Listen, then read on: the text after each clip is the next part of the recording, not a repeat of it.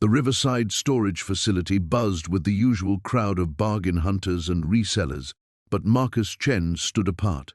Threadbare jacket, calloused hands clutching his last $50 bill. 6 months on the streets had taught the former army engineer that desperate times called for calculated risks. When Unit 47 came up for auction, something about the seller's nervous energy made Marcus raise his hand. The other bidders dropped out quickly. Who wanted a unit that smelled like sawdust and secrets? But Marcus knew construction. 20 years building bridges in Afghanistan had taught him to see what others missed. As the metal door rolled up, his breath caught. Nestled inside wasn't junk. It was a masterfully crafted tiny home, complete with solar panels, running water, and enough supplies for months. Yet as Marcus explored his unexpected sanctuary, he discovered something that made his blood run cold: fresh scratches around a hidden wall panel, and inside, a hand-drawn map marked with coordinates and a single word: billions. Who built this refuge, and why did they need to disappear so urgently that they left behind a treasure map?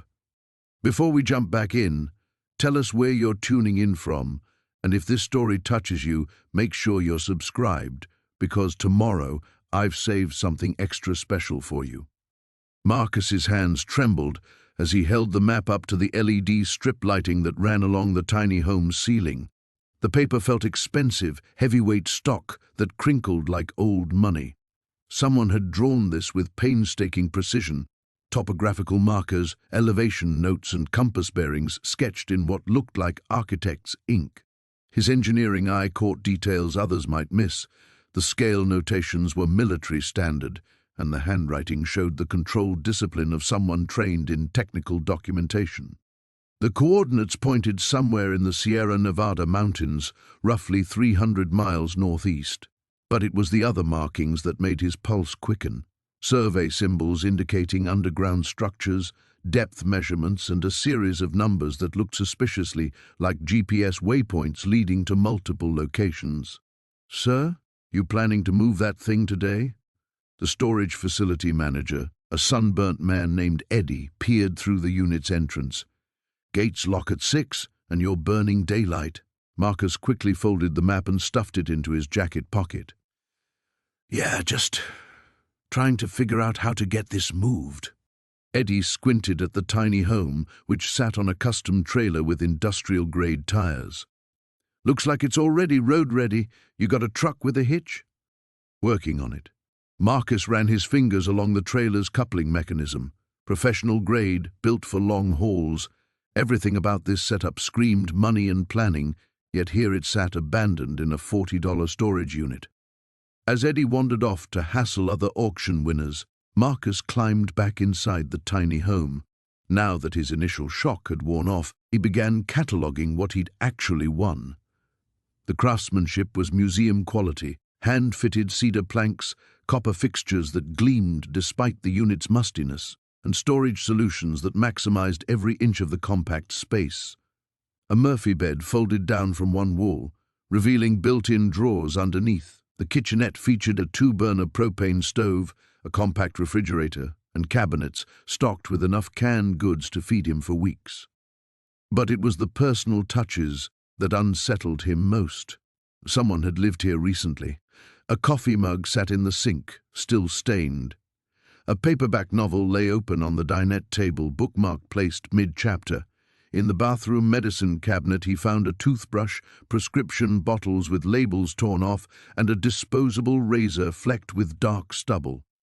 Marcus pulled out the map again, studying the margin notes. Written in the same careful hand were what looked like accounting figures, strings of numbers followed by abbreviations he didn't recognize. LTC, OAFC, RECV, and scattered throughout, dates from the past 6 months, the most recent just 2 weeks ago. A chill ran down his spine as he realized the timeline. Someone had been living in this tiny home, making regular trips to these mountain locations and documenting what appeared to be massive financial transactions. Then they'd vanished, leaving behind everything they owned in a storage unit they couldn't afford to keep paying for. His phone buzzed, a text from the church shelter where he'd been staying when beds were available. Full tonight. Try again tomorrow. Marcus stared at the message, then at the comfortable interior surrounding him. For the first time in months, he had a roof over his head that didn't depend on someone else's charity or come with a strict curfew. But he also had something more dangerous than homelessness now, a mystery that someone had literally disappeared trying to solve. As darkness settled over the storage facility, Marcus made his decision. He'd spent 6 months surviving on the streets. He could figure out how to move a tiny home. And once he got mobile, he'd follow that map to discover what was worth billions in those mountains. After all, what did he have left to lose? The auctioneer's gavel came down with a sharp crack that seemed to echo through Marcus's chest. $50.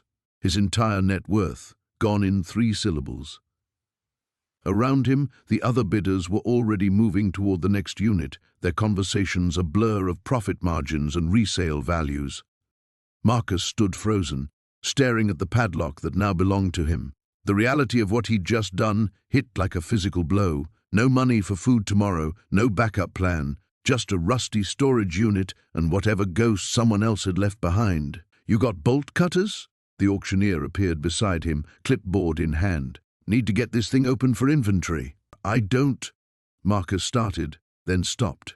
Of course he didn't have bolt cutters. He didn't have anything. "Jim's got extras," the man said, nodding toward a heavy-set bidder loading furniture into a truck. "He'll loan 'em for $5. $5 Marcus didn't have. He was about to explain when Jim himself walked over, tools in hand. "First auction?" Jim asked, sizing up Marcus with experienced eyes. Marcus nodded. "Could tell. You got that deer-in-headlights look." Jim handed over the bolt cutters without being asked.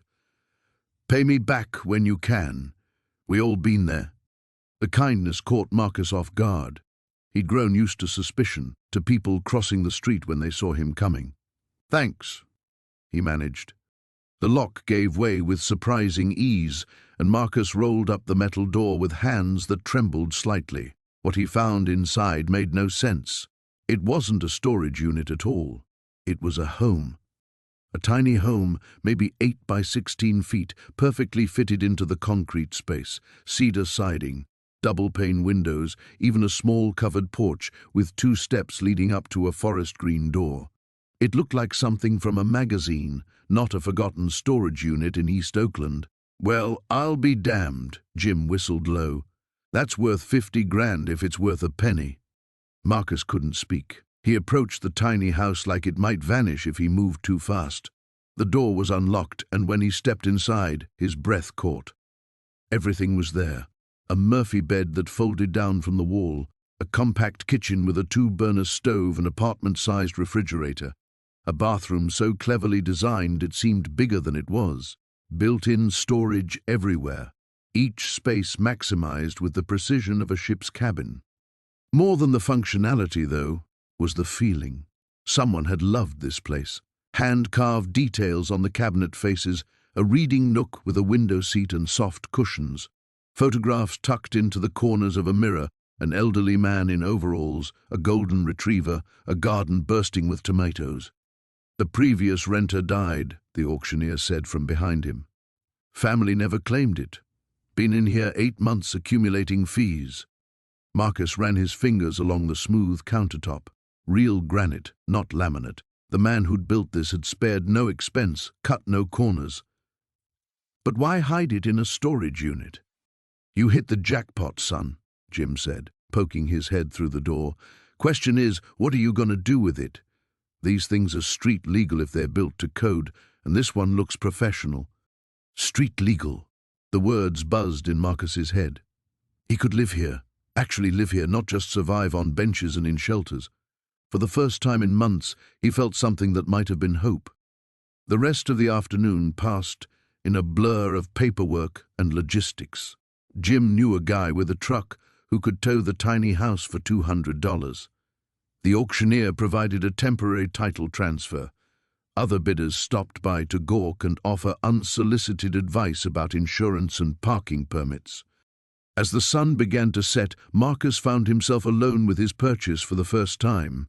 He sat on the porch steps, still hardly believing any of this was real. The envelope with his discharge papers crinkled in his pocket, and he pulled it out, smoothing the wrinkled documents. Honorable discharge, service-connected disability, all the official language that meant he'd given 4 years to his country and gotten a bum knee and intermittent nightmares in return. Not much of a trade, he'd thought, for the past year, but maybe that was changing. A car backfired somewhere in the distance, and Marcus flinched before he could stop himself. The sound echoed off the concrete walls, multiplying until it seemed to come from everywhere at once. His heart hammered against his ribs, and he gripped the porch railing until his knuckles went white. 3 breaths, count 3 breaths. The technique his VA counselor had taught him before he'd stopped going to appointments. In through the nose, hold, out through the mouth. The panic receded, leaving him shaky but functional. This was why he couldn't hold down jobs, couldn't maintain relationships. But maybe in his own space, with his own walls around him, things could be different. Marcus stood and walked back inside his tiny house, ready to start exploring what tomorrow might hold. Marcus stood frozen in the doorway, his weathered hands gripping the metal frame, as his mind struggled to process what lay before him.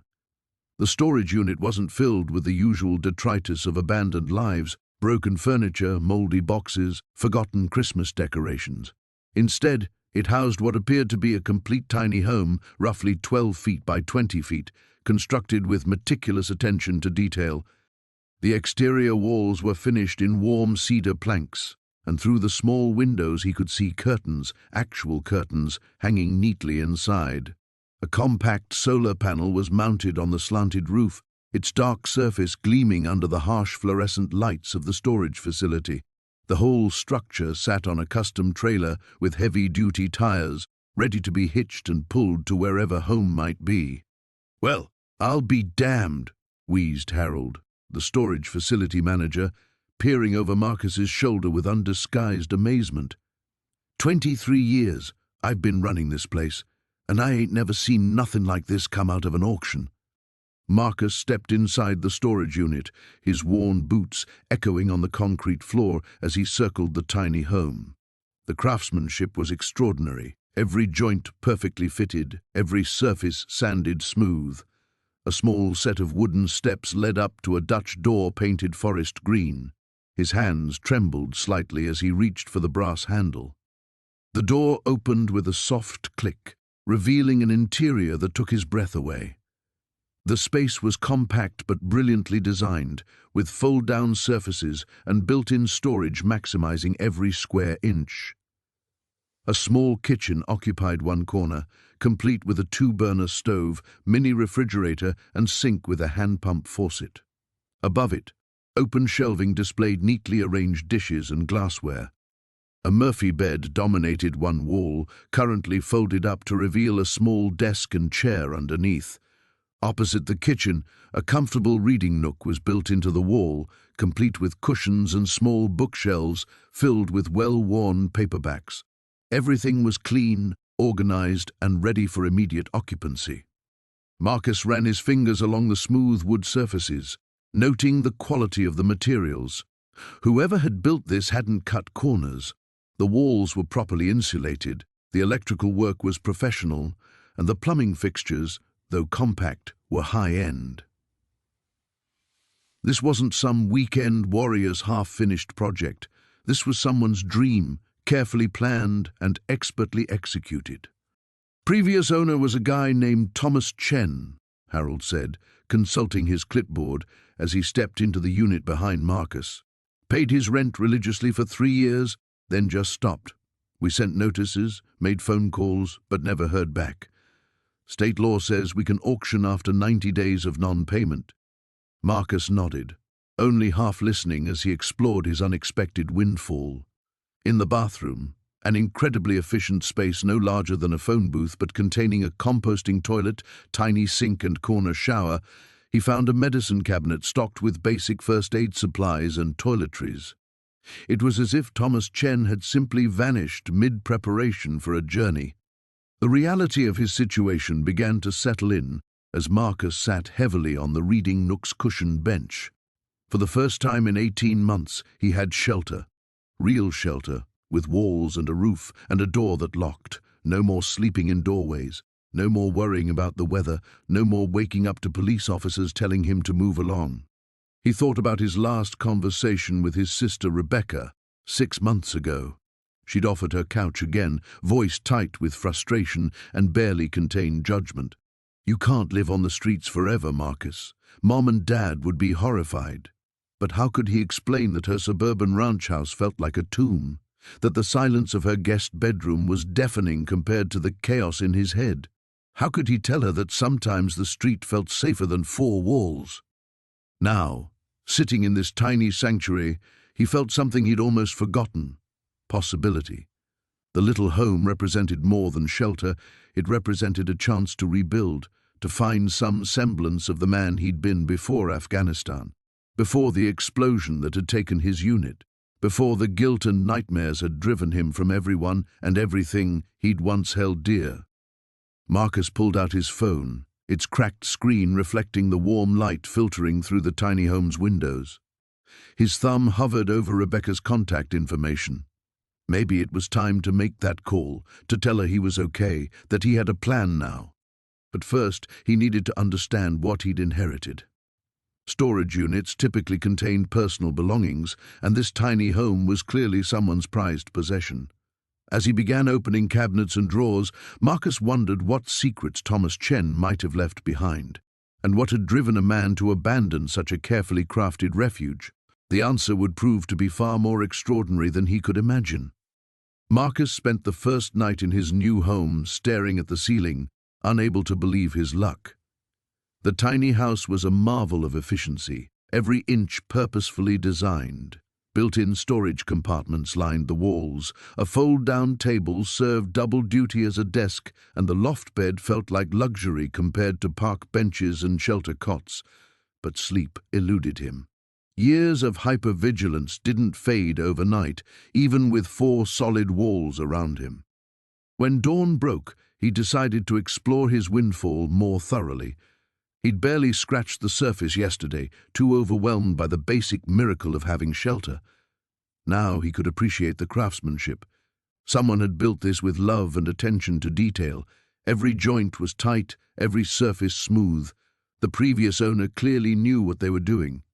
He started in the kitchen area, opening every cabinet and drawer. Most were empty, except for a few forgotten items. A can opener, some mismatched utensils, a coffee mug with a chip in the handle. The refrigerator was unplugged and clean, ready for use once he figured out the electrical situation. The small propane stove looked brand new. Moving to the seating area, Marcus examined the built-in bench that doubled as storage. Inside, he found blankets, throw pillows, and a few paperback novels. Someone had lived here, made it home. He wondered what had happened to them, why their haven had ended up abandoned in a storage unit. The bathroom was compact but complete. A composting toilet, a small sink, and a shower that would barely fit him but would work. He'd been worried about waste management and water, but there were detailed instruction sheets laminated and posted on the bathroom door. The previous owner had thought of everything. Climbing the ladder to the loft, Marcus found the sleeping area more spacious than it appeared from below. A skylight overhead would let in natural light during the day and give him a view of stars at night.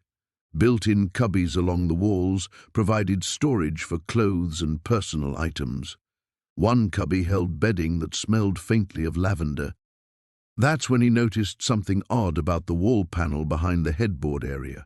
While all the other interior walls were smooth pine boards with clean joints, this section had a barely visible seam running around its perimeter. Marcus pressed against it experimentally, and the panel shifted slightly. His heart rate quickened. Hidden compartments weren't uncommon in tiny houses. People needed to maximize every possible storage space. But something about this felt different, more deliberate. He pushed harder, trying to work his fingers into the seam. After several minutes of careful pressure, the panel suddenly gave way with a soft click. It swung inward on concealed hinges, revealing a space about 2 feet wide and a foot deep. Inside, wrapped in oiled leather, was a roll of thick paper. Marcus's hands trembled as he unwrapped the bundle. The leather was old but well maintained, tied with a piece of rawhide. Inside was a large sheet of heavy paper covered in precise hand-drawn lines, symbols and notations. It looked like a map, but unlike any he'd seen during his army service. The drawing showed what appeared to be a section of mountainous terrain with detailed topographical markings. A river wound through the landscape, marked with small symbols that might indicate rapids or landmarks. Several locations were marked with X's and accompanied by cryptic notations in small, careful handwriting. At the top of the map, in the same precise script, someone had written, "What we couldn't finish, perhaps another can. The old ways are still true. Follow the water where it sings." Marcus studied the map for over an hour, trying to make sense of it. Some of the symbols looked familiar. He'd done orienteering training and recognized standard topographical markers, but others were completely foreign. The handwriting was faded but still legible, though many of the notes were abbreviated or coded. One thing was clear: this wasn't a casual hiking map. Someone had invested serious time and effort in creating it. The level of detail was extraordinary, showing not just major geographical features but smaller landmarks, distinctive rock formations, stands of particular trees, even what looked like old building foundations. The paper itself felt old, though not ancient, decades rather than centuries. But it had been carefully preserved, protected from moisture and light in its leather wrapping. Someone had valued this highly enough to hide it away in a secret compartment. As afternoon shadows began to lengthen, Marcus carefully rewrapped the map and returned it to its hiding place. His mind raced with possibilities. Treasure maps belonged in adventure movies, not in the real world of a homeless veteran trying to figure out his next meal. But the care taken to preserve and hide this document suggested it was more than fantasy. He climbed down from the loft and sat heavily on the bench below. 24 hours ago, his biggest problem had been finding shelter for the night. Now he owned a tiny house and had discovered what might be a genuine treasure map. His life had taken a turn he never could have imagined. The question was, what should he do about it? The morning sun filtered through the tiny home's skylight, casting geometric patterns across the worn wooden floor. Marcus had spent the night in the most comfortable bed he'd experienced in 3 years, but sleep had been elusive. Every time he closed his eyes, he saw the map's intricate lines and cryptic symbols burned into his retinas like an after-image. He rolled out of bed and immediately went to the loose panel where he'd hidden the map. His fingers trembled slightly as he pulled it free, unfolding it carefully on the small dining table. In the bright morning light, new details emerged that he'd missed in the previous night's excitement. The coastline was definitely familiar. He could make out the distinctive curve of Monterey Bay and the jagged rocks of Point Sur. But superimposed over the geographical features were symbols that made no sense. A series of triangles connected by dotted lines, numbers that seemed random, and what looked like compass bearings written in faded blue ink. Marcus pulled out his phone and did a quick search for Treasure Map's California coast. Hundreds of results popped up, most of them tourist attractions or local legends. But one caught his attention, an article about missing gold from a 1920s bank robbery in San Francisco. The thieves had supposedly buried their loot somewhere along the coast and died in a shootout before revealing its location. His stomach growled, reminding him that he hadn't eaten since yesterday's gas station sandwich. Marcus carefully folded the map and tucked it into his jacket pocket.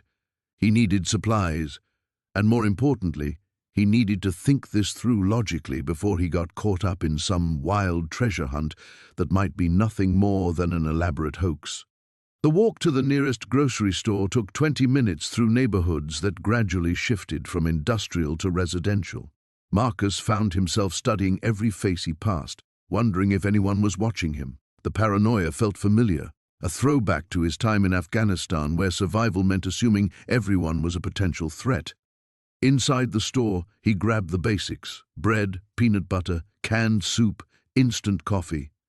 At the checkout, the total came to $18, leaving him with just over $30.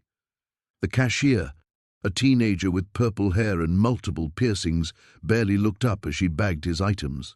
"You hear about that storage auction yesterday?" she asked absently, making conversation while she counted his crumpled bills. Marcus's blood froze. "Storage auction?" "Yeah. My mom works for the facility. She said some homeless guy bought this unit that turned out to have like a whole house in it or something. Crazy, right?" "Crazy," Marcus agreed, trying to keep his voice steady.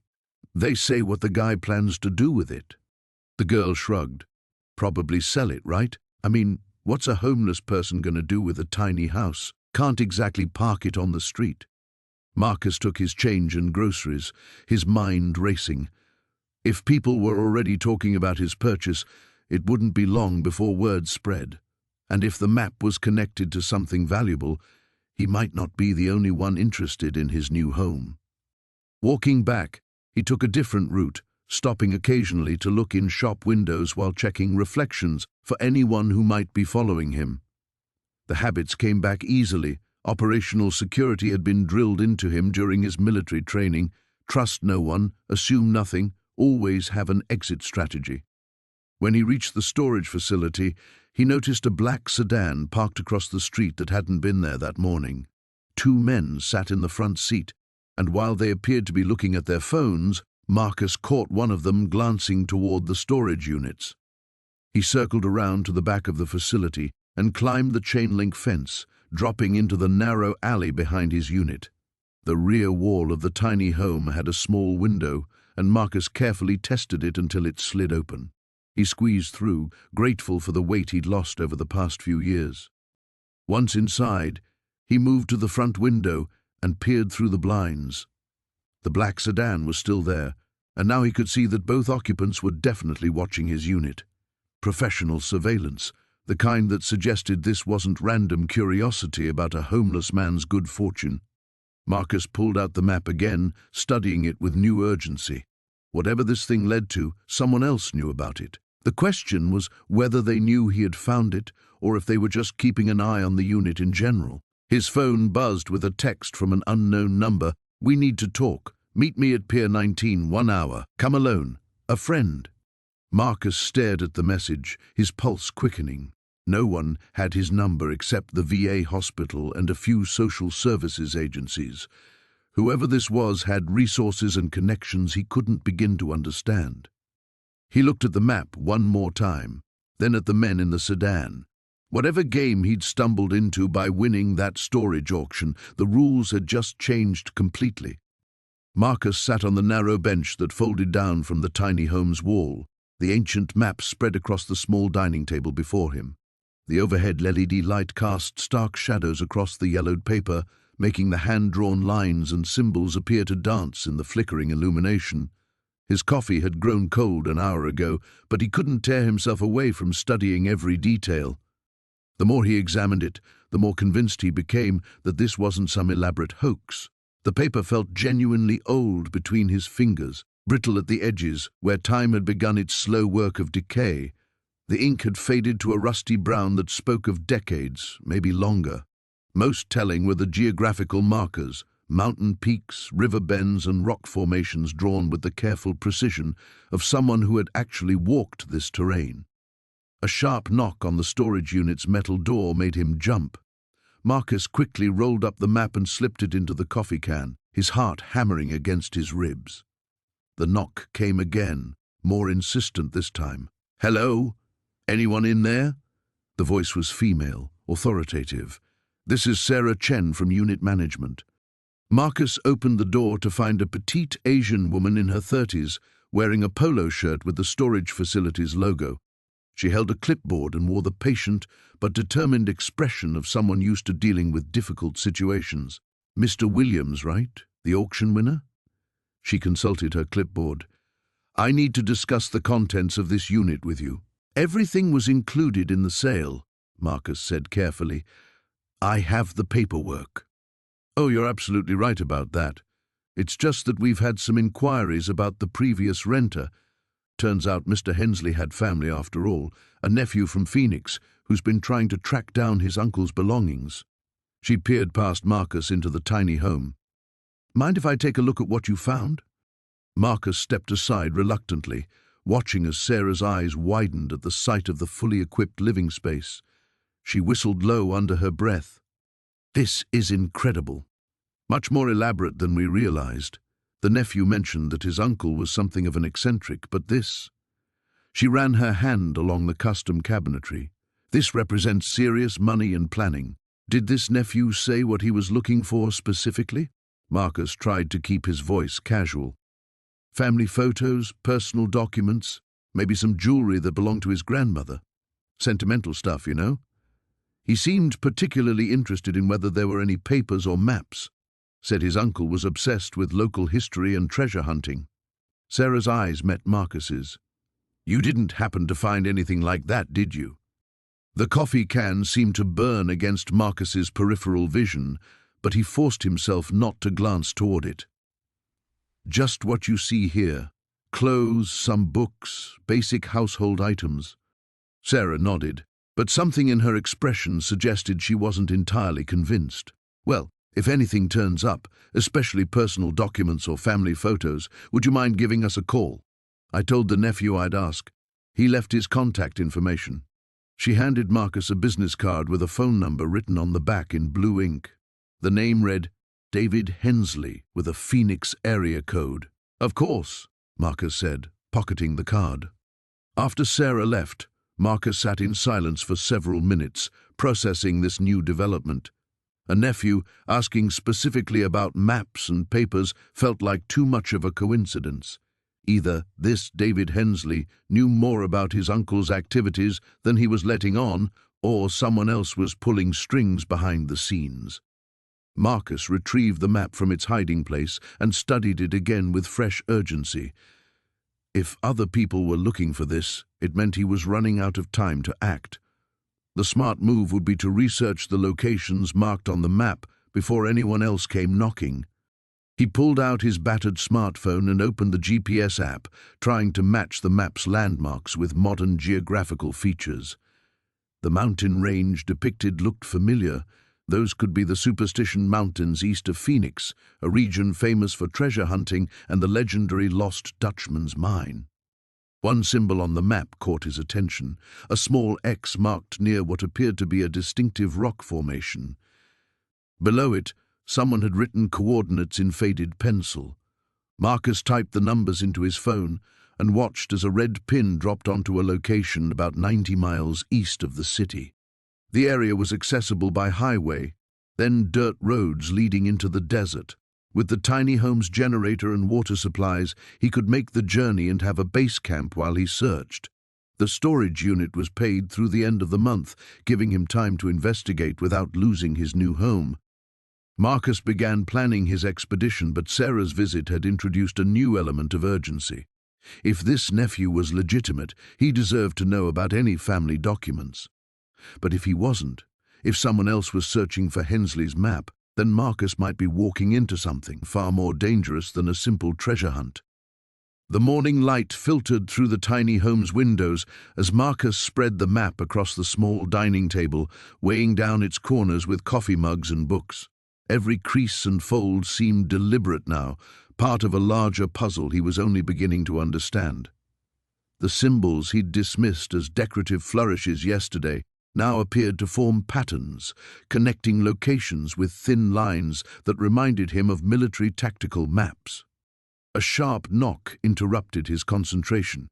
Through the window he saw Jake approaching with a steaming coffee cup and what looked like a manila folder tucked under his arm.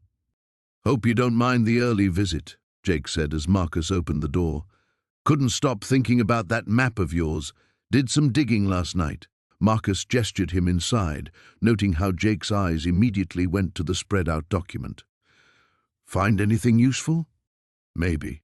Jake set down his coffee and opened the folder, revealing printed pages from what appeared to be historical archives. "Those symbols you showed me? I've seen them before. My grandfather used to tell stories about old mining claims in these mountains. Said there were families who marked their territories with private codes, especially during the Depression when people were desperate." Marcus leaned forward, studying the photocopied documents. "Mining claims?" "Not just any mining claims. There were rumors of families who struck it rich but kept it quiet, afraid the government would seize their operations or that claim jumpers would move in. They'd use coded maps to mark cache locations where they'd hide gold and silver until they could safely transport it to banks in bigger cities. One of the documents showed a hand-drawn survey map from 1934, and Marcus felt his pulse quicken. Several of the boundary markers bore symbols remarkably similar to those on his map, though the terrain features didn't quite match.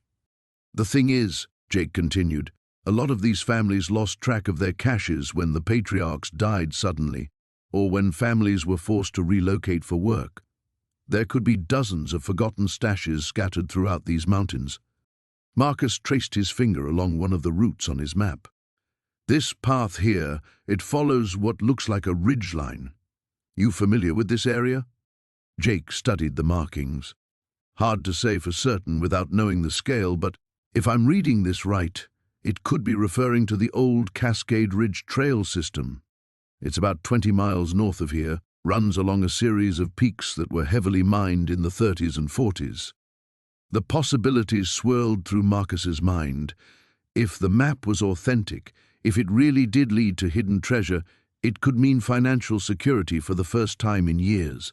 No more sleeping in shelters, no more choosing between meals and medications. But the rational part of his mind, hardened by years of disappointment, warned against getting too hopeful. "There's something else," Jake said, his voice dropping. "I asked around about storage unit auctions, specifically about who might have owned the unit you bought. The storage facility was pretty tight-lipped, but I heard through a friend of a friend that the previous owner was an elderly woman named Dorothy Chen. She died about 6 months ago, no immediate family." "Chen," Marcus repeated. "Asian name?" "Yeah, and here's where it gets interesting. There were several Chinese families who worked mining claims in this area during the early 20th century. They faced a lot of discrimination, couldn't always use traditional banking systems. They had even more reason than most to hide their wealth." Marcus felt a chill of recognition. The tiny home's construction, the attention to detail, the careful organization of every space. It all suggested someone who valued security and self-sufficiency above comfort. Someone who understood what it meant to have everything you owned fit in a small, hidden space. "There's one more thing," Jake said, hesitating. "I might have mentioned your find to someone I shouldn't have." Marcus's attention sharpened. "What do you mean?" "My cousin Tony. He was asking about the auction, seemed really interested when I mentioned you'd found something valuable in that storage unit.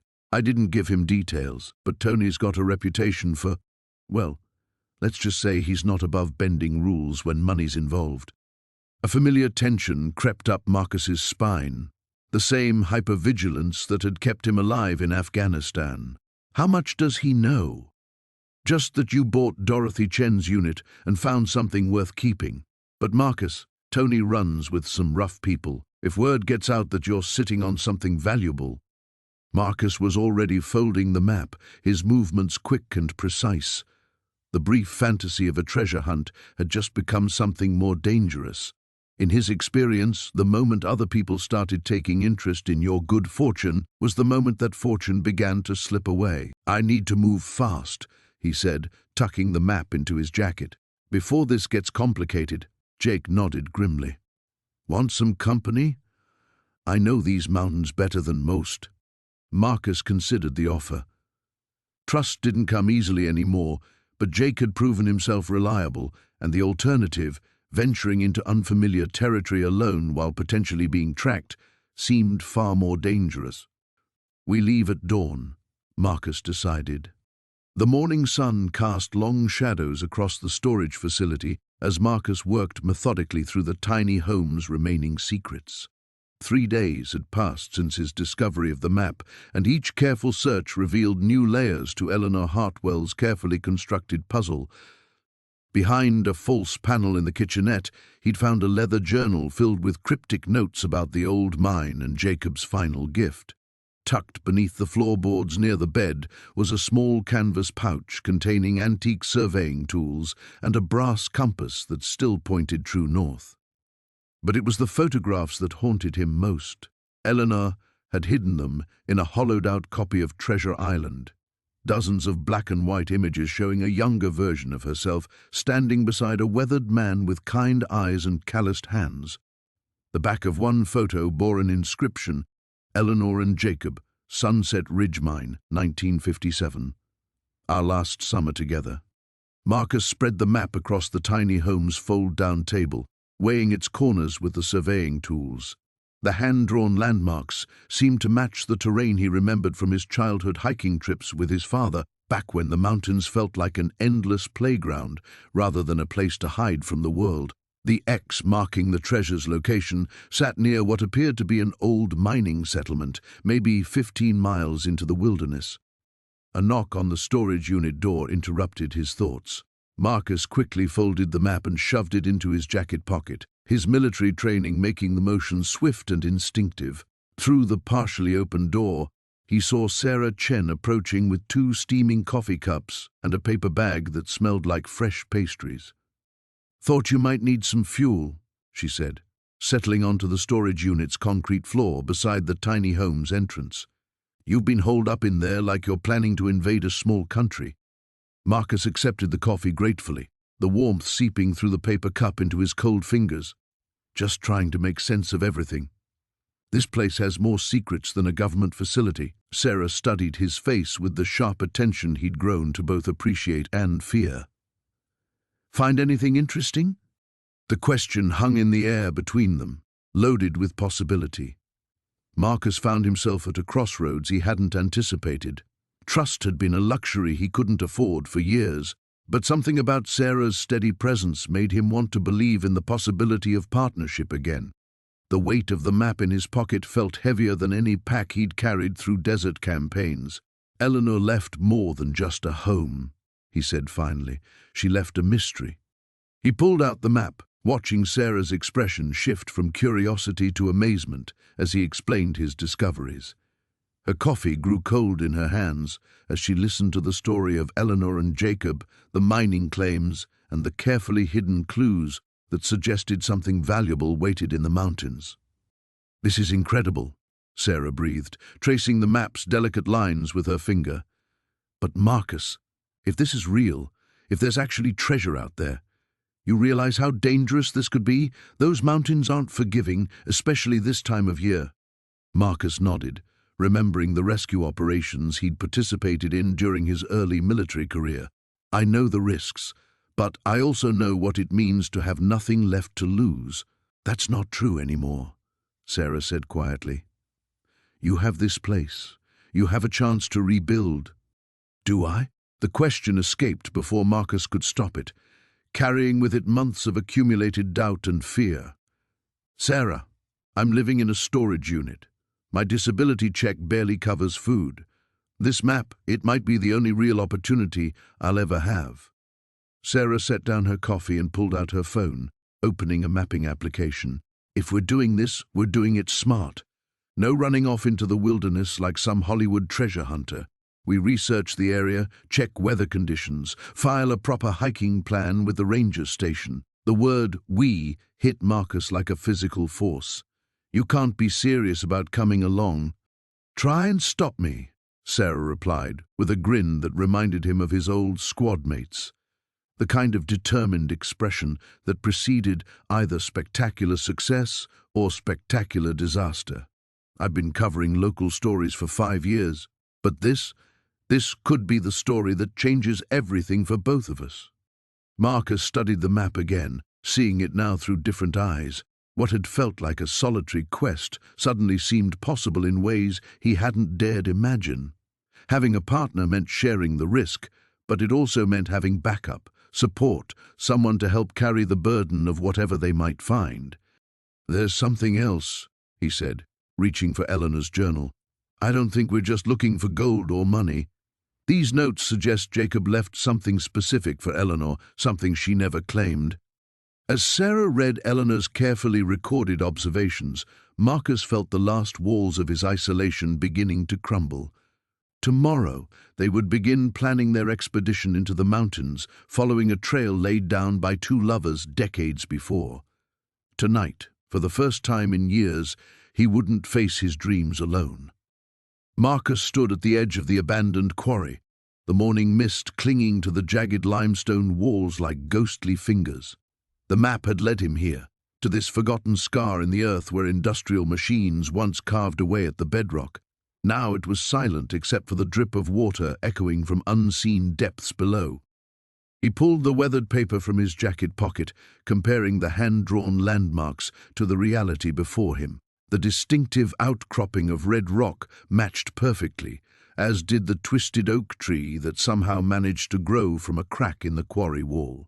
According to the map, he needed to find a marker, 3 stones stacked in a cairn, somewhere along the eastern rim.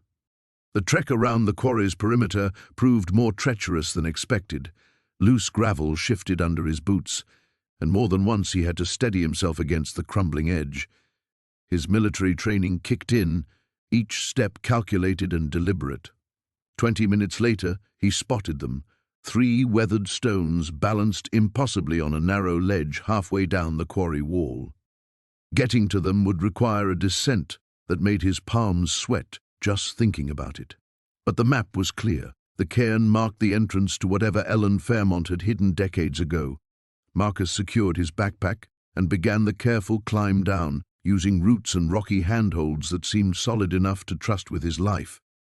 The ledge was barely wide enough for his boots, but behind the cairn he discovered what he was looking for, a narrow fissure in the rock face, concealed by shadows and overgrown with hardy weeds. He pushed through the vegetation and squeezed into the opening, his flashlight beam dancing across limestone walls worn smooth by time. The passage opened into a small cave, and Marcus's breath caught. Against the far wall sat a collection of military-grade storage containers, each one sealed and labeled with dates from the 1970s. But it was what lay scattered around them that made his heart race. Stacks of old newspapers, photographs and manila folders tied with string. He approached the containers first, his hands trembling as he worked the latches. The first one contained exactly what the map had promised. Bundles of cash, old but still crisp, wrapped in plastic and preserved against moisture. More money than he'd ever seen in one place. Enough to solve every problem he'd faced since returning from overseas. But the second container held something that made him forget about the money entirely. Documents, official-looking papers with government seals, photographs of men in expensive suits shaking hands with military officials, and what appeared to be contracts bearing familiar corporate logos. Names he recognized from congressional hearings and newspaper scandals. Companies that had profited from the war, while soldiers like him came home broken and forgotten. Marcus sank to his knees, spreading the photographs across the cave floor. Ellen Fairmont hadn't just been someone who owned a tiny house. She'd been a whistleblower, a government employee who had uncovered something significant enough to hide rather than expose. The dates on the documents preceded major defense contract scandals by years, evidence that could have prevented billions in fraud and maybe saved lives.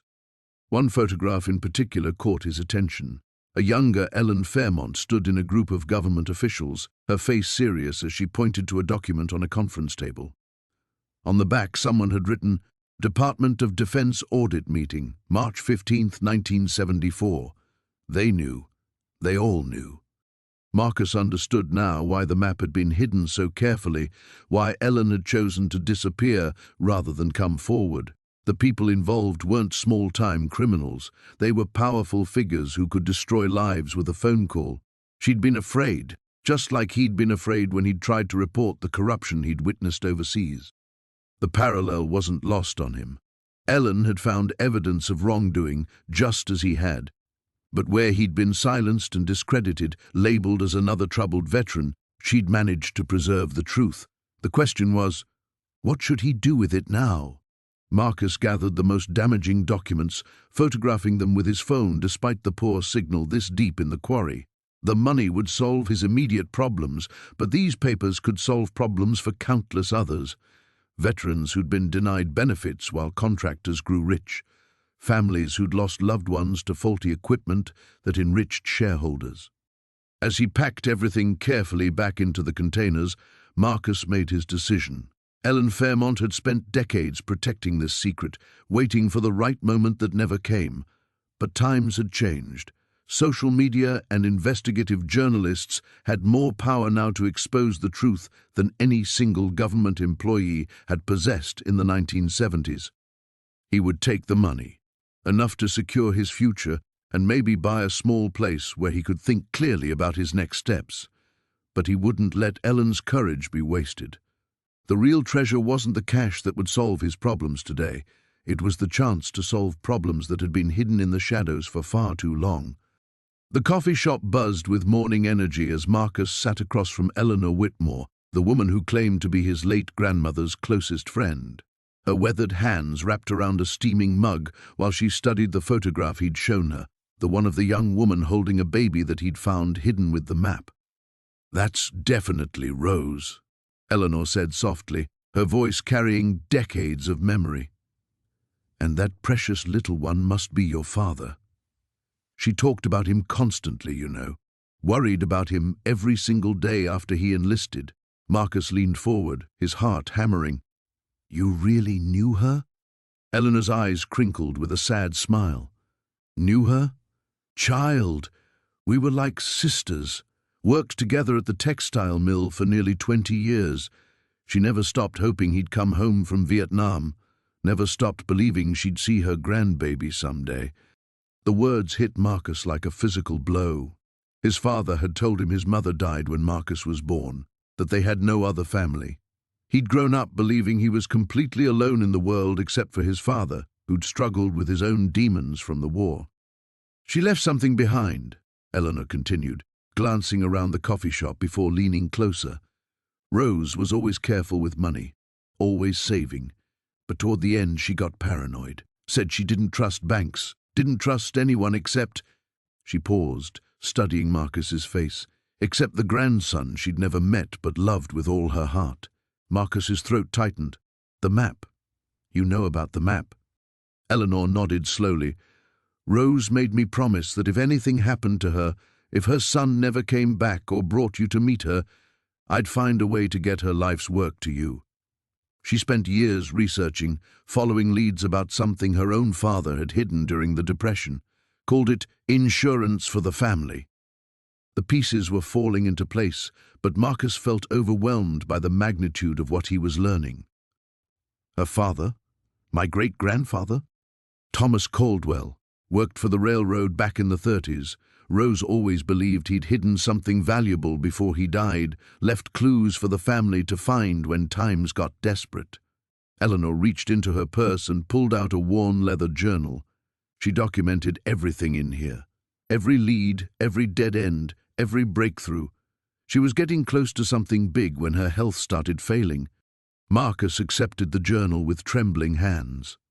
The leather was soft with age, and when he opened it, he saw page after page of his grandmother's careful handwriting. Maps, notes, newspaper clippings, and sketches filled every available space. The storage unit, he realized aloud. She put everything there, waiting for me to find it. Rose was smart about it. Paid that storage fee 5 years in advance, with instructions that if it ever went to auction, Eleanor shrugged, well, fate would have to decide if her family would claim their inheritance. Marcus flipped through the journal, seeing references to railroad companies, mining claims, and something called the Carson Creek Cache. His grandmother had been obsessed, following a trail that went back nearly a century. "Eleanor, what exactly did she think my great-grandfather hid?" The older woman glanced around again, her voice dropping to barely above a whisper. "Gold, child. A substantial amount of gold coins that disappeared from a railroad shipment in 1934. Thomas Caldwell was the only survivor when bandits hit the train, and while everyone assumed the gold was stolen, Rose believed he managed to hide it before the attack." Marcus felt the world spinning around him. This wasn't just about finding some family heirloom. His grandmother had spent decades hunting for lost treasure that could be worth millions in today's market. But why didn't she go after it herself? If she had all this information, she tried for years. But she was a woman alone, without resources or connections. And as she got older, the physical demands became too much. Eleanor reached across the table and covered Marcus's hand with her own. She always said it would take someone with military training, someone who understood survival and navigation, someone who had nothing left to lose and everything to gain. The description hit too close to home. Marcus thought about his time in Afghanistan, the skills he'd learned, the way he'd become comfortable with danger and uncertainty. Maybe his grandmother had known exactly what kind of man her grandson would become. "There's something else," Eleanor said, her expression growing serious. Rose wasn't the only one looking for that gold. She mentioned other people asking questions, following similar leads, people who weren't as patient or as careful as she was.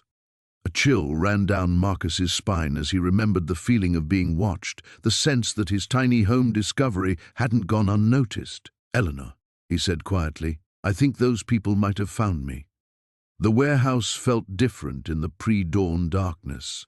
Marcus crouched behind a stack of pallets, watching shadows move between the aisles of storage units. 3 figures worked methodically, their flashlight beams cutting through the gloom like surgical instruments. They weren't random thieves. Their movements were too coordinated, too purposeful. One of them spoke in hushed tones into a radio. Marcus strained to hear, but caught only fragments. No sign of it yet. And, "Check the walls again." His blood ran cold. They knew about the map. Marcus had arrived at the warehouse 2 hours early, unable to sleep after Claire's warning about the men asking questions.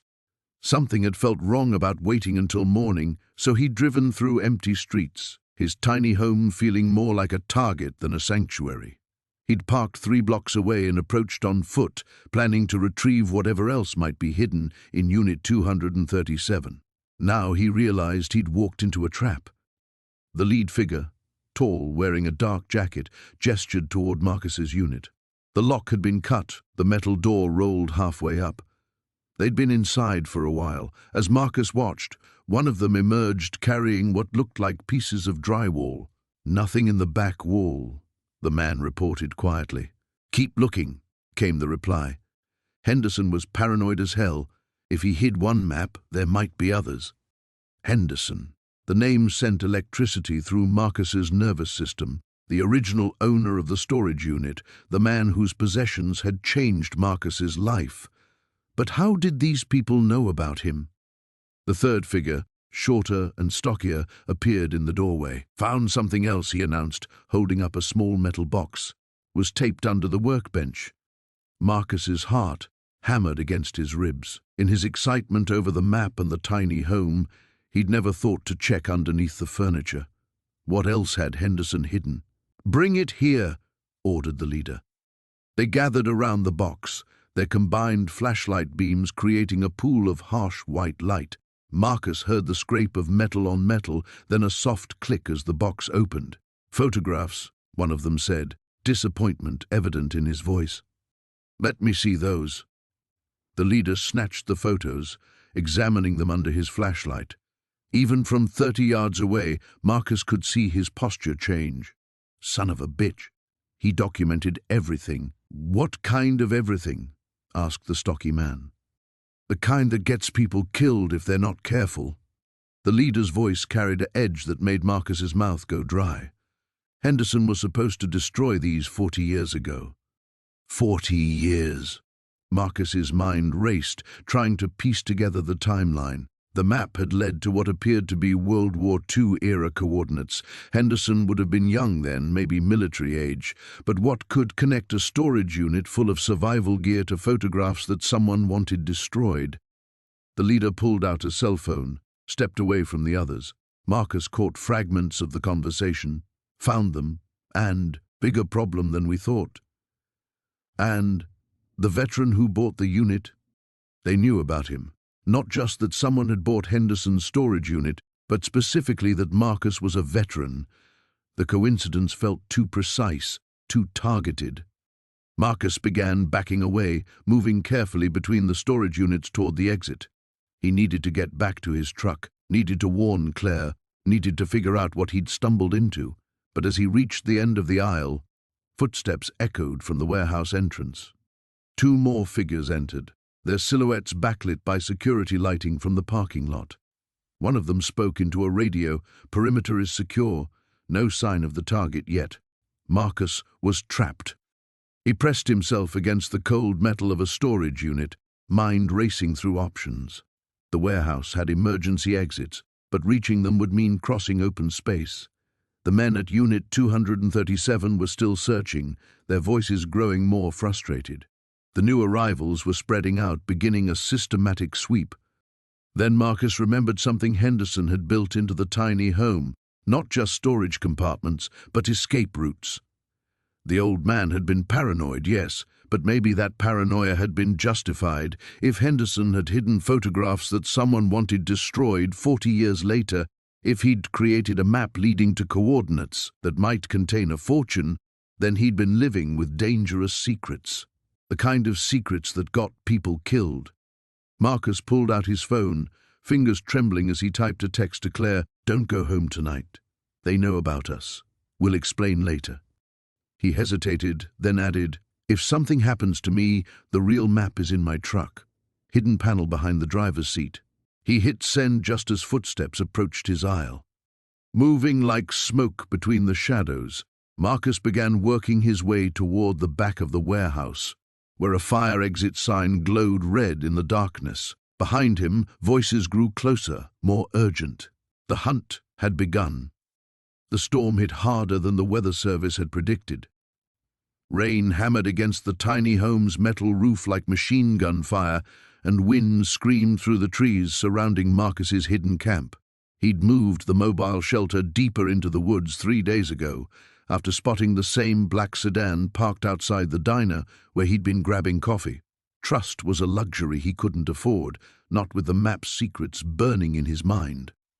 Lightning split the sky, illuminating the journal spread across the small table before him. Elena Rodriguez's handwriting had become familiar over the past week, her words painting a picture of a woman caught between duty and conscience.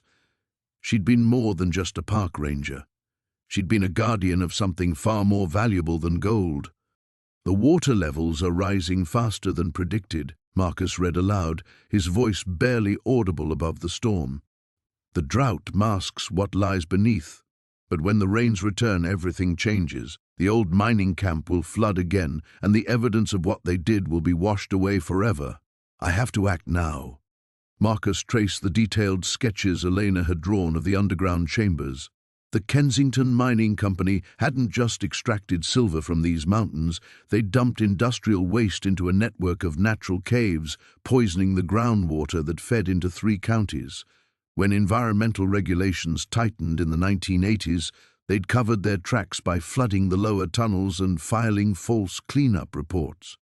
But Elena had discovered their deception. The map didn't just lead to treasure, it led to evidence that could destroy one of the state's most powerful corporations. The fortune wasn't precious metals or cash.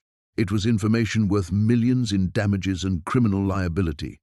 A branch crashed against the tiny home's side wall, making Marcus flinch. He stood and peered through the rain-streaked window, searching the darkness for any sign of unwanted visitors. The storm provided perfect cover, but it worked both ways. If Kensington's people had tracked him down, he'd never hear them coming. His phone buzzed with a text from Detective Rivera. "Storm's getting worse. You okay out there?" Marcus had been feeding Rivera information gradually, building trust while keeping the full scope of his discovery hidden. The detective seemed genuine, but after years on the streets, Marcus had learned that desperation made people do unexpected things, even good people. He typed back, "Safe. Learning more about our friend Elena's research." Another flash of lightning revealed something that made his blood freeze. Tire tracks in the mud, fresh enough that the rain hadn't completely washed them away. Someone had been here recently, close enough to see his setup before backing away. His military training kicked in as he evaluated options. The smart play was to grab what mattered most and disappear into the forest until dawn. Let them search an empty shelter while he stayed dry under the rock overhang he'd scouted 2 miles north. But as he reached for his jacket, footsteps crunched on gravel outside. "Mr. Webb?" a woman's voice called through the storm. "My name is Sarah Chen. I'm Elena Rodriguez's niece. I think we need to talk. Marcus froze. Elena had never mentioned family in her journal. This could be another trap, or it could be the break he'd been hoping for, someone with inside knowledge who could help him understand the full scope of what Elena had uncovered. You're going to have to do better than that, he called back. Anyone could claim to be Elena's relative. She left me a letter, the woman replied.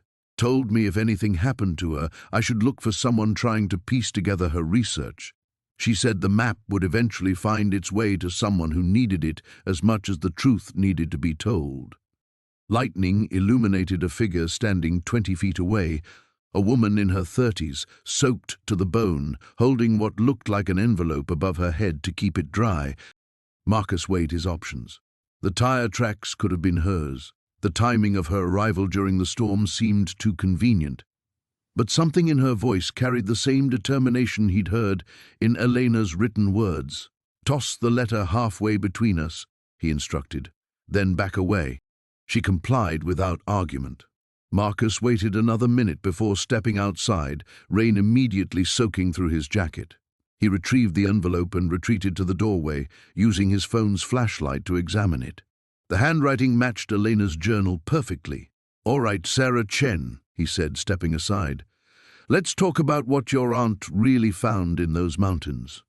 The GPS coordinates led them deep into the Appalachian foothills, where twisted roads carved through dense forests that hadn't seen sunlight in decades. Marcus gripped the steering wheel of Sarah's borrowed Honda, his knuckles white against the worn leather. In the passenger seat, Detective Chen studied the copied map fragments while Sarah navigated from her phone in the back. "Turn left in half a mile," Sarah called out. "There should be an old logging road." Marcus had barely slept since their encounter with Vincent Garrett's men 3 days ago. The bruises on his ribs served as a constant reminder that they were playing a dangerous game with people who had already killed to protect their secrets. But the alternative, letting corrupt officials bury the truth about stolen veteran benefits and murdered whistleblowers, felt worse than the physical pain. There, Chen pointed to a barely visible break in the tree line. "That's got to be it." The Honda bounced and scraped along the overgrown trail, branches scraping against the windows like skeletal fingers. After 20 minutes of bone-jarring travel, they emerged into a small clearing where the ruins of an old mining operation stood against the grey October sky. Marcus killed the engine. The silence that followed felt heavy, pregnant with secrets that had waited decades to be uncovered. "According to the map, we're looking for the old supervisor's office," Sarah said, consulting her phone. Thomas Brennan marked it with 3 X's. They walked through the skeletal remains of the mining complex, their footsteps crunching on rusted metal and broken glass. Most of the buildings had collapsed long ago, but one concrete structure near the back of the site remained partially intact, a faded sign barely visible through decades of weather-red site supervisor. Chen tried the door handle. Locked, but the wood around the frame had rotted enough that one good shove splintered it open. Inside, debris covered everything. Old filing cabinets, a collapsed desk, newspapers from the 1980s scattered across the floor.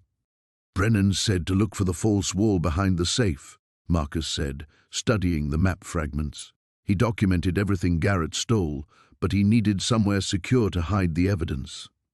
They found the safe in what had been the back office, an old combination model that looked like it hadn't been touched since the mine closed. But it wasn't the safe itself that interested them. Marcus ran his hands along the wall behind it, feeling for inconsistencies in the surface. "Here," he said, his fingers finding a slight depression.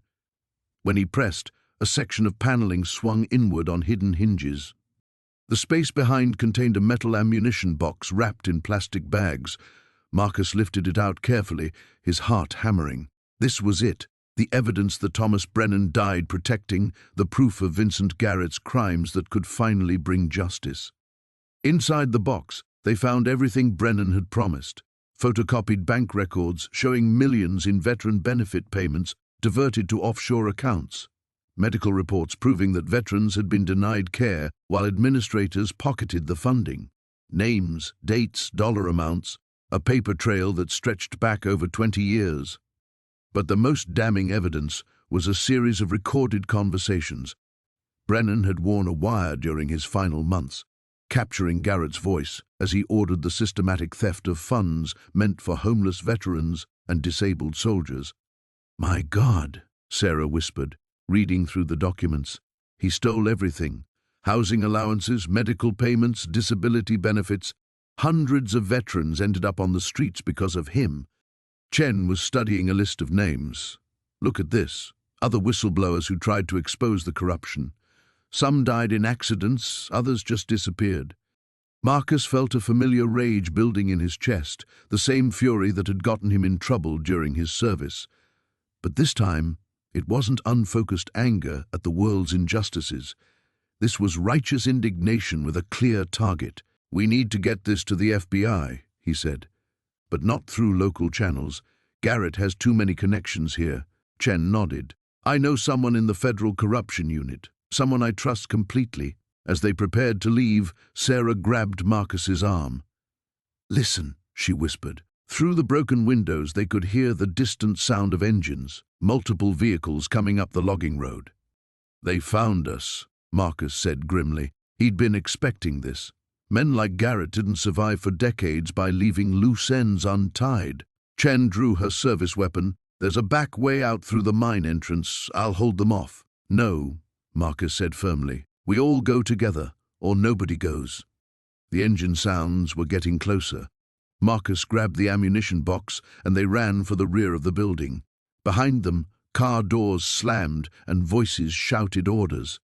They had the evidence that could destroy Vincent Garrett and his network of corruption.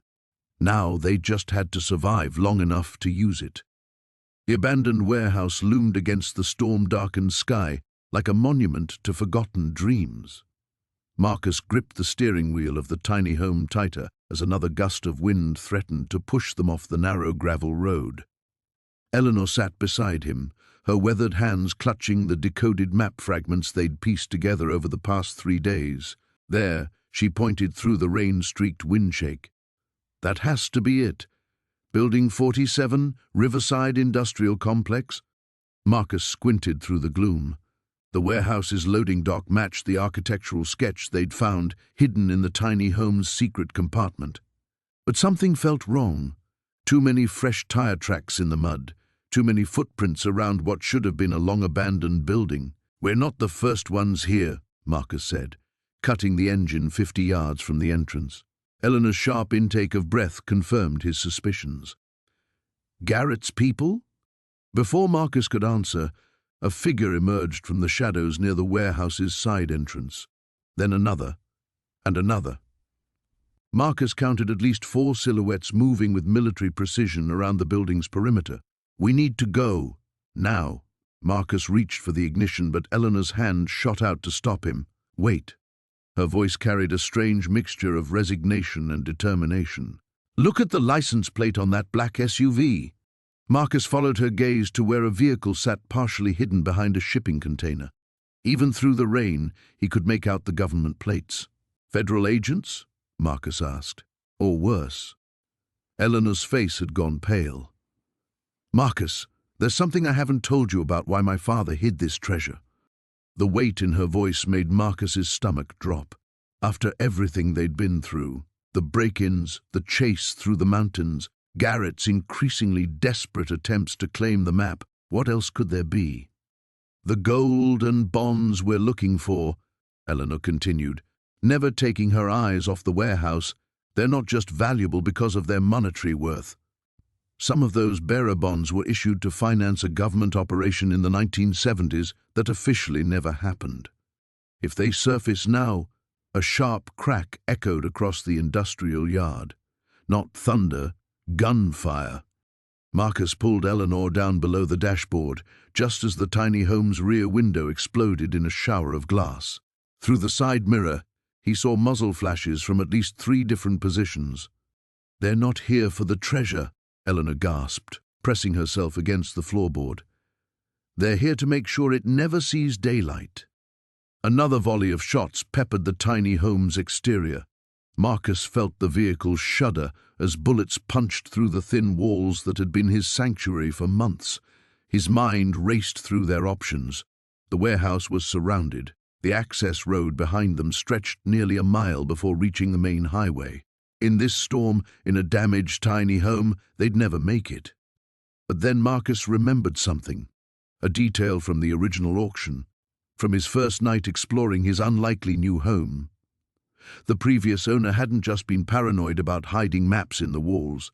He'd been paranoid about everything. "Hold on," Marcus told Eleanor, firing up the engine. Instead of retreating toward the road, Marcus spun the wheel hard left and gunned the accelerator toward what appeared to be a solid wooden fence at the yard's eastern edge. Eleanor screamed, but Marcus had spotted what the shooters hadn't, the careful camouflage work that marked another of the previous owner's modifications. The fence gave way like paper, revealing a narrow service road that cut through the marshland behind the industrial complex.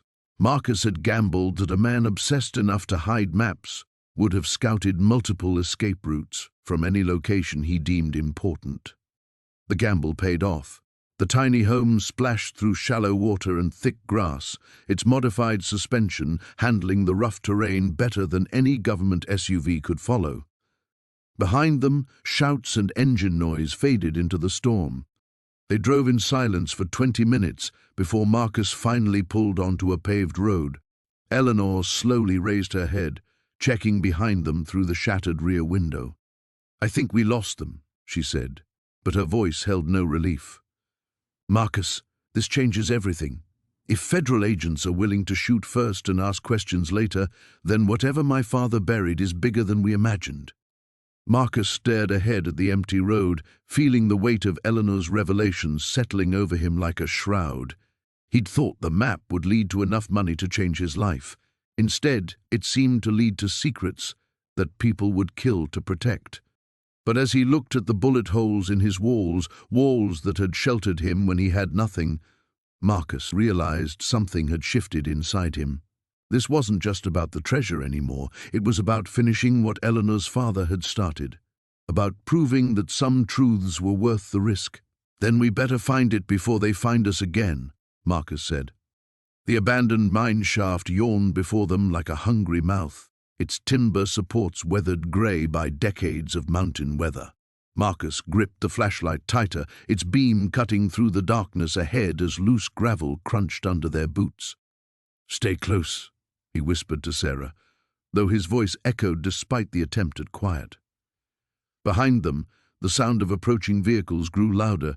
Blackwood's men had found their trail faster than expected. The tunnels sloped downward at a gentle angle, wide enough for the old mining carts that still sat rusted on their tracks. Sarah ran her hand along the rough-hewn wall, following the map's markings they'd memorized. 300 paces, then a fork to the left.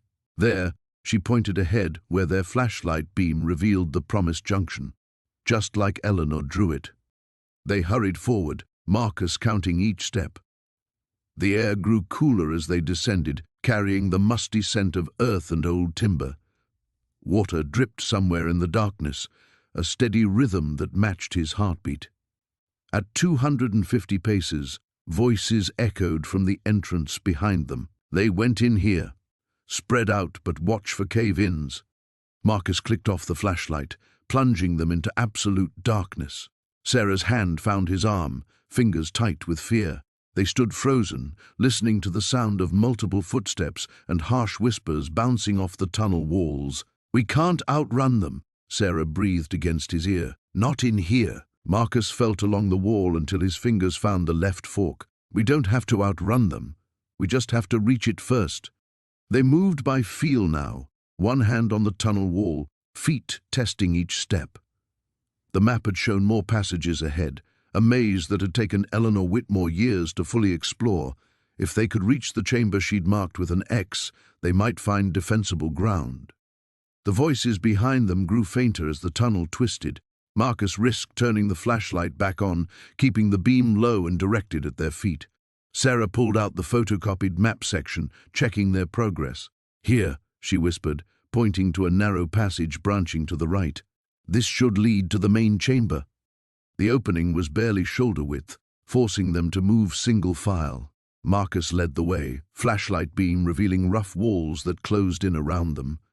His breathing grew shallow. Too many nights sleeping rough in tight spaces had left him with a hatred of confinement. Almost through, Sarah encouraged from behind him, sensing his tension. The passage opened suddenly into a vast chamber that swallowed their flashlight beam.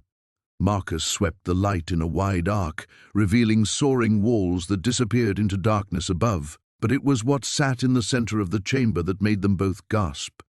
A camping setup that looked decades old, but perfectly preserved in the dry air. A canvas tent, folding chairs, and wooden crates stacked with military precision, and there, barely visible in the shadows beyond, the dark opening of what looked like a natural cave. "She lived down here," Sarah said in amazement. "Eleanor actually lived in this mine." Marcus approached the crates, reading the faded military markings. "These are supply containers from the 50s. Look at this." He pried open the nearest crate, revealing neat rows of mason jars filled with what looked like documents wrapped in oiled cloth. Sarah opened another crate and sucked in her breath. Even in the dim light, the contents were unmistakable. Neat bundles of cash, old but carefully preserved, more than Marcus had ever seen in one place. "There's got to be hundreds of thousands here," she whispered. "Try millions." Marcus held up one of the wrapped document bundles. Through the clear mason jar, they could see what looked like stock certificates and bank papers. She didn't just hide money down here, she hid her entire fortune. A distant shout echoed through the passage behind them. Blackwood's men had found their trail again. "We need to move these," Sarah said, grabbing one of the smaller crates. "No." Marcus caught her arm. "Look at the cave behind the camp. Eleanor's map shows it goes deeper, probably connects to other mine shafts. We take what we can carry and keep moving." They worked quickly, stuffing cash bundles and document jars into Marcus's backpack and Sarah's jacket pockets. The sound of approaching voices grew steadily louder, accompanied now by the harsh glare of multiple flashlights. Marcus grabbed Eleanor's camping lantern from the table, an old battery-powered model that still worked when he tested it. Its broader beam revealed what their flashlight had missed, fresh scratch marks on the cave floor leading toward the back passage. Someone else has been here, he realized. Recently. Sarah looked up from stuffing the last bundle into her jacket. "Eleanor?" Before Marcus could answer, the harsh echo of voices filled the chamber. Blackwood's men had found the passage. "This way," Marcus whispered, pulling Sarah toward the dark cave opening. "Whatever's back there, it's got to be better than what's behind us." The storm clouds that had been gathering all afternoon finally broke as Marcus pulled the tiny home into the designated camping spot at Devil's Canyon State Park. Rain drummed against the roof with increasing intensity, but inside, the space felt like a fortress against the chaos brewing outside, and within his own mind. Sarah sat cross-legged on the converted dinette bench, the original map spread before her alongside printed satellite images and geological surveys she'd downloaded at the last internet cafe. Her laptop screen cast a blue glow across her concentrated features as she cross-referenced coordinates and elevation markers. "The good news is, we're close," she said, tapping a spot on the topographical map. "Maybe 2 miles northwest of here, up in the canyon system. The bad news is that entire area was restricted after the mining accident in 1987. Marcus poured coffee from the tiny home's surprisingly well-equipped kitchen setup. His hands trembled slightly, not from the cold, but from the weight of what tomorrow might bring. Restricted how? Like legally restricted or physically impossible restricted? Both. Sarah pulled up a news article on her screen. Copper mine collapse killed 3 workers. They sealed the main entrance and posted warning signs, but over the years, hikers have reported finding old mining tunnels and shafts all through that ridge system. She looked up at him, concern creasing her brow. "Marcus, some of these passages could be unstable. We're talking about 35-year-old mine works." Thunder crashed overhead, and Marcus watched rivulets of water race down the windows. Each flash of lightning briefly illuminated the canyon walls rising around them like ancient sentinels guarding secrets. He thought about Jake's journal entry describing the eagle's nest location, the careful way his friend had documented not just the treasure's location, but the dangers surrounding it. "Jake wouldn't have sent us into something impossible," Marcus said finally. "He was too careful, too methodical. If he hid something up there, he found a safe way to access it." Sarah's phone buzzed. She glanced at the screen and her expression shifted, becoming guarded. "It's Detective Morrison again.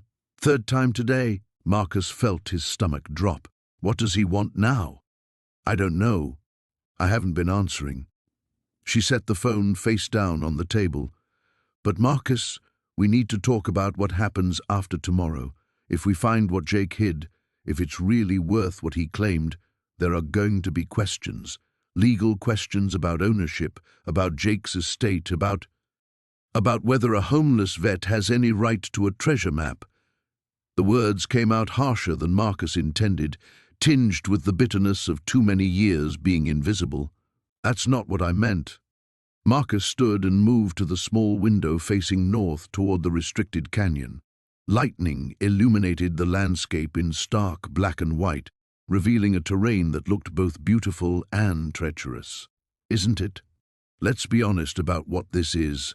A dead man's map found in a storage unit bought at auction by someone with no fixed address and $50 to his name. You think any court is going to believe I didn't steal this somehow?" Sarah closed the laptop and moved to stand beside him. "Jake gave you that storage unit number for a reason. He wanted you to find this. Maybe, or maybe I'm just desperate enough to see signs that aren't there." Marcus's reflection stared back at him from the rain-streaked glass, and he saw not the confident treasure hunter he'd been imagining, but a middle-aged man running from creditors and failure. What if we find nothing tomorrow? What if Jake was wrong or crazy, or the whole thing was some elaborate fantasy? Then we'll figure out what comes next. Sarah's voice carried a determination that surprised him. "But we won't know until we try." Another flash of lightning, this one close enough to make them both step back from the window. In the brief illumination, Marcus could have sworn he saw headlights winding up the access road toward the camping area. Sarah noticed his tension. "What is it?" Marcus squinted through the rain. "Probably nothing. Another camper looking for shelter." But even as he said it, something felt wrong. Who would be heading into a remote state park campground in weather like this? The headlights disappeared around a bend, but Marcus kept watching. His military training whispered warnings about exposed positions and limited escape routes. The tiny home suddenly felt less like a fortress and more like a trap. "Sarah, if something goes wrong tomorrow, if we get separated or if someone follows us, nothing's going to go wrong. But if it does," he turned to face her, "promise me you'll get out. Don't try to be a hero, just run." Sarah studied his face in the dim light. "What aren't you telling me?" Before Marcus could answer, headlights reappeared, much closer now, moving slowly through the camping area as if searching for something specific, or someone. Marcus reached for the light switch. "Get down, now!" The abandoned mining town of Esperanza looked like a graveyard of dreams under the pale desert moon. Marcus pressed himself against the crumbling adobe wall of what had once been a general store, his heart hammering as vehicle engines growled closer. Sarah crouched beside him, clutching the leather satchel containing the documents they'd found in the mine. "3 vehicles," she whispered, peering around the corner. "Black SUVs, professional." Marcus cursed under his breath. Whoever Vincent Castellanos had sent wasn't playing games. The headlights swept across the ghost town's main street like searchlights, methodical and thorough. These weren't the kind of people who would simply walk away empty-handed. "The old church," Marcus said, pointing to a skeletal bell tower rising from the ruins 100 yards away. "If we can reach it, there might be a way through the cemetery to the main road." They moved like shadows between the collapsed buildings, using the moonlight to navigate around debris and fallen timbers. Behind them, car doors slammed with military precision. Footsteps crunched on gravel, and the harsh beam of tactical flashlights began probing the darkness. Marcus's bad knee protested with each careful step, but adrenaline pushed him forward. This was different from the chaos of combat. This was calculated, methodical hunting.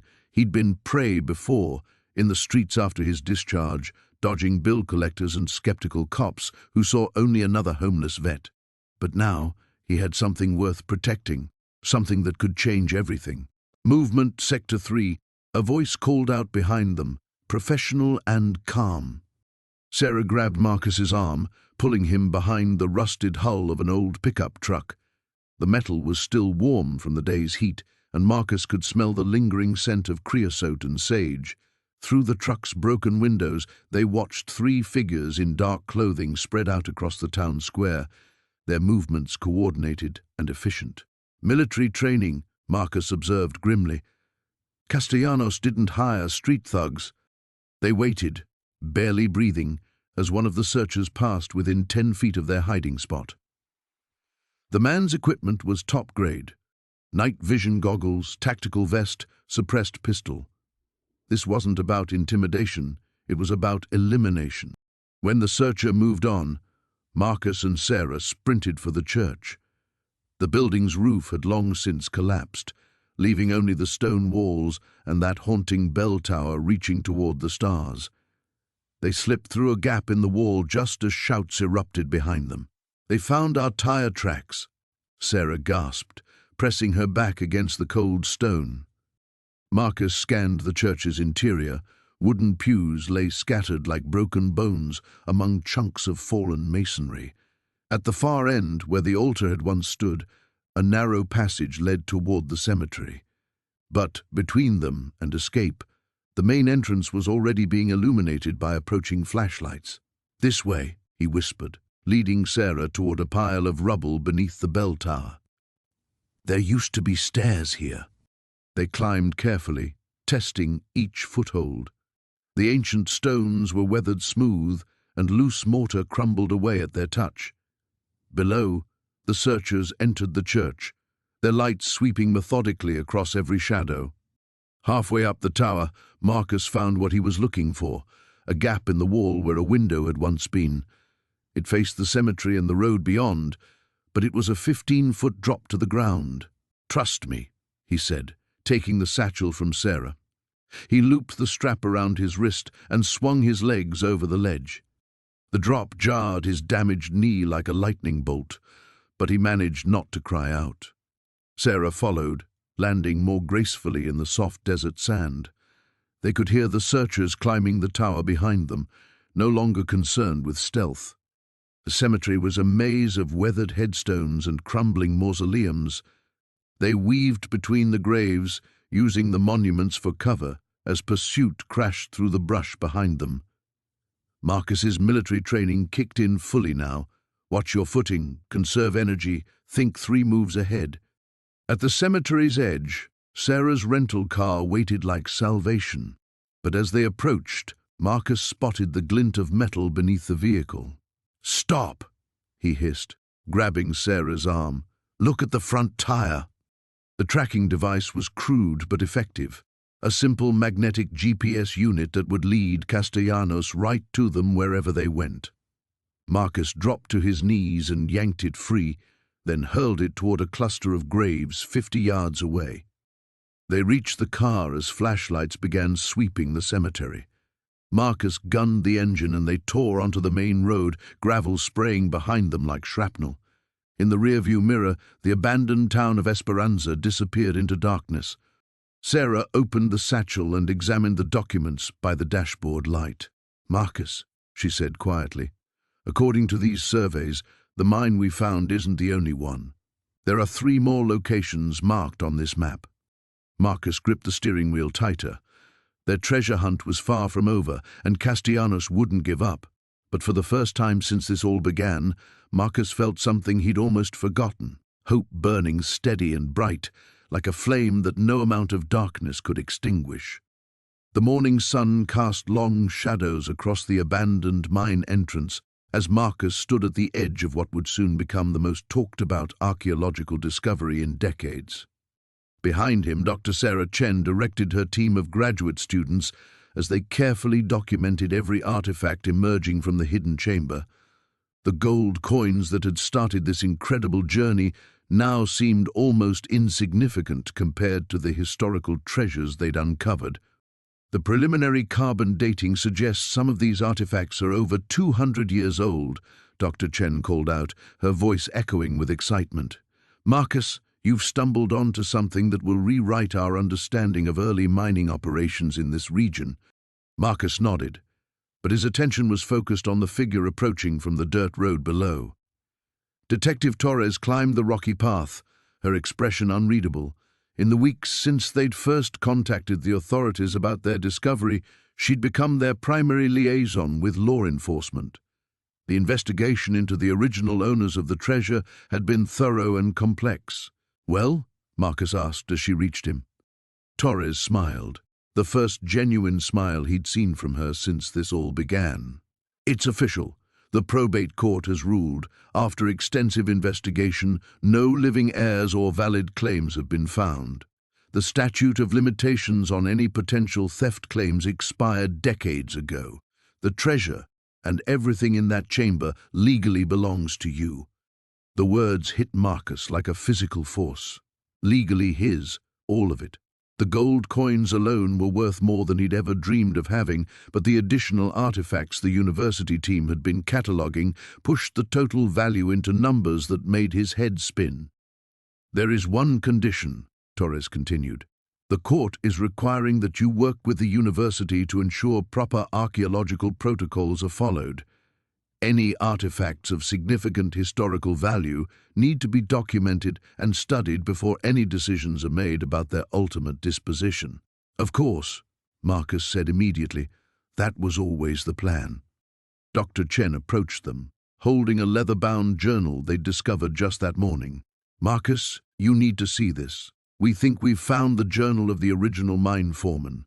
The entries detail not just the mining operation, but what appears to be a deliberate effort to hide valuable items during some kind of emergency. Listen to this entry from 1847. The claim jumpers are getting bolder. Samuel and I have decided to secure the most valuable pieces in the old chamber. If something happens to us, perhaps someday someone worthy will find what we've protected." Marcus felt a chill run down his spine. Someone worthy. He thought about that $50 bid that had started everything, made with money he could barely afford to lose. He thought about Jake, probably working his shift at the warehouse right now, and how this discovery would change both their lives forever. "There's something else," Dr. Chen continued, her voice softer now. "We found this with the journal." She handed him a small, tarnished silver locket. Inside was a photograph of a young woman and a folded piece of paper with an address in San Francisco. Torres examined the locket over Marcus's shoulder. "We can run this through our genealogy resources. If there are any descendants, we might be able to connect this with living family members. Not for legal claims," she added quickly, "but for historical closure." Marcus closed the locket carefully and slipped it into his pocket. "I'd like that. These people preserved something incredible, and their story deserves to be told." As the afternoon wore on, Marcus found himself walking back to the tiny home that had started this entire adventure. The structure sat exactly where he'd positioned it weeks ago, but everything about his life had transformed around it. Tomorrow, he'd be meeting with financial advisors and lawyers. Next week, he'd be working with the university to establish a proper foundation for managing the historical aspects of the discovery. But tonight, he wanted to spend one more evening in the simple space that had saved him before he'd even known he needed saving. His phone buzzed with a text from Jake, saw the news report. "You're famous, man. Can't wait to hear everything. Dinner tomorrow?" Marcus smiled as he typed back, "Dinner's on me, for life." As darkness fell, he sat in the tiny home's main room, looking at the wall where the map had been hidden. The space looked completely ordinary now, just another section of carefully crafted interior. But he knew better.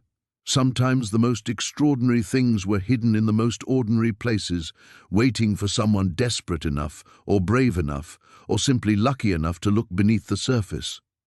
Outside, the desert wind whispered through the sagebrush, carrying with it the promise of new beginnings and the echoes of old stories finally coming to light.